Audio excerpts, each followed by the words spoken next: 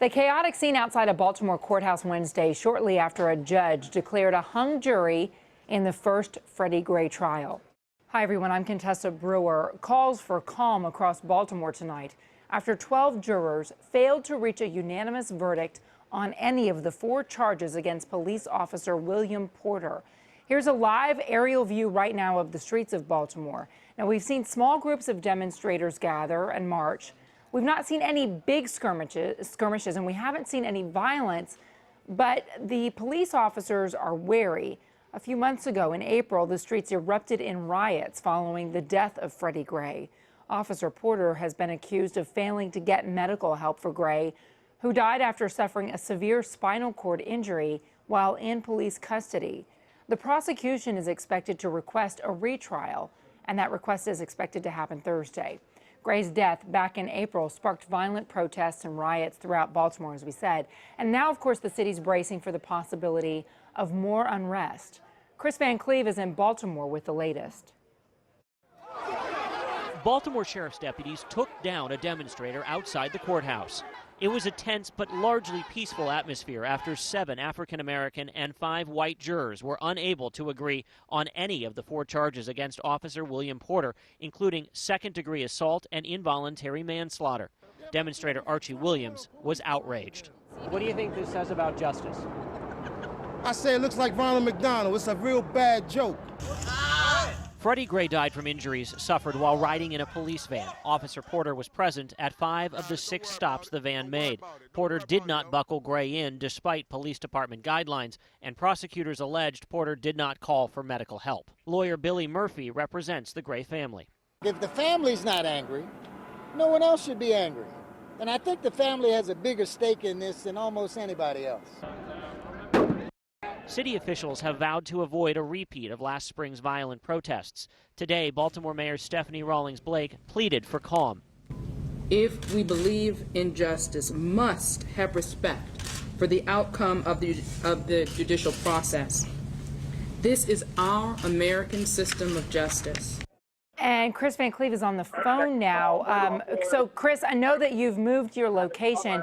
Can you give me a sense of what the Baltimore city leaders, what the police force is doing to prepare for the reaction tonight?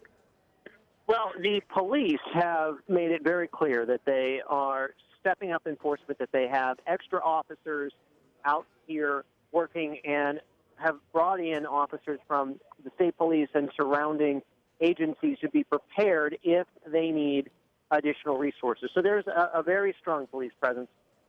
We're sitting not far from City Hall, and when I look at City Hall, you see the Christmas tree, and then you see a line of Baltimore City police officers. And if you look behind where our location is the police station, and ringing the police station is a line of Baltimore City Police.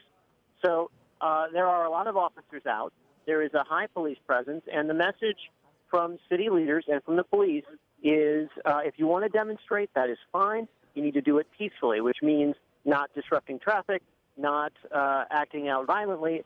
If you want to demonstrate, you want to protest, that's fine. And what we've seen tonight, for the most part, Contessa, is people demonstrating peacefully. We've mentioned they sort of took over our live shot earlier tonight, but still, it was a peaceful demonstration.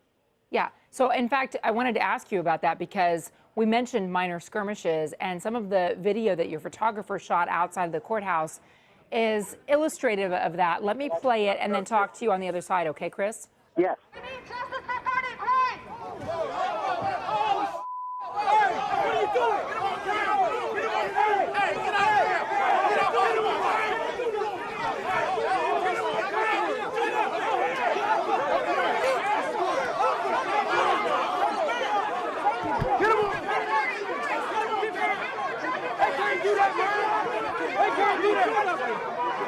We ain't going there. We're not going there. Back up. Back up.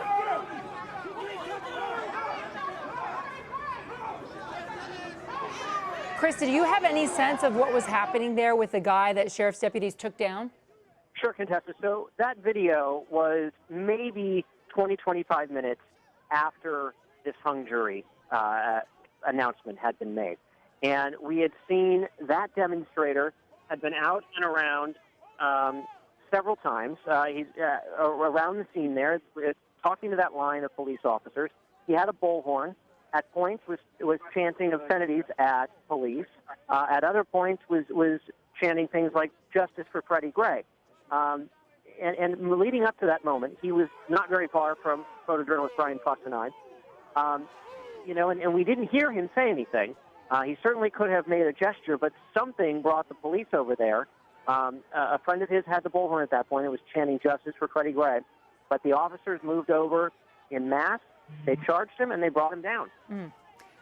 And we were actually watching as well, Kris, when you decided that you were going to move the scene of your live report. I want to play some of that as well. If you truly wanted to know what's good, you would have been here when the demands were being made to prevent this.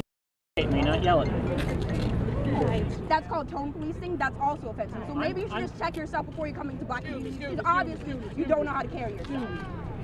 Have a good night. Do you have an email that I can use? I can send you a book list. That would be great. Yeah. Law enforcement bill of rights. We need that amended. It's just that you should educate yourself before you come into black communities, talking about what you think happens. I'm sincerely asking you, what do you think the solution is? That's what we need. We need 15 House bills that the state delegates kick to the curb because they are funded by the FOP and they don't give a damn about the black community. CBS? They don't care about the black community. The state delegates don't care about us. Excuse me. We're about to shut this down in about 2 minutes. You got 2 minutes to wrap this up. You got 2 minutes to wrap this up. Story on Keith Davis Jr. within. All right, things clearly were getting tense among the crowd around you there, Kris. Give me a sense of the atmosphere and the environment. Well, in the sense that one moment you are getting ready to go on TV and sort of almost out of nowhere you're surrounded by people. That moment, can be a little startling. But it wasn't. It's just part of what happens when you're doing live television sometimes. I understand that people are angry, and there is a real sense of injustice about what has happened in the Freddie Gray case and how the police in Baltimore deal with the public in Baltimore. And some of those issues as far as police use of violence, use of force, have been simmering for a long time here. The relations between the Baltimore City Police and the citizens, particularly of West Baltimore, is at best tense. And so there's a real level of anger here locally, and we've seen it across the country about these incidents of how police have used force, particularly in certain communities. Kris Van Cleave reporting tonight from Baltimore as we continue to watch the calls for protest grow, for people to take to the street. And as we've said, for the most part, what we have seen are minor skirmishes, nothing of major violence to note here, that things are calm and peaceful as of this hour. Kris, thank you.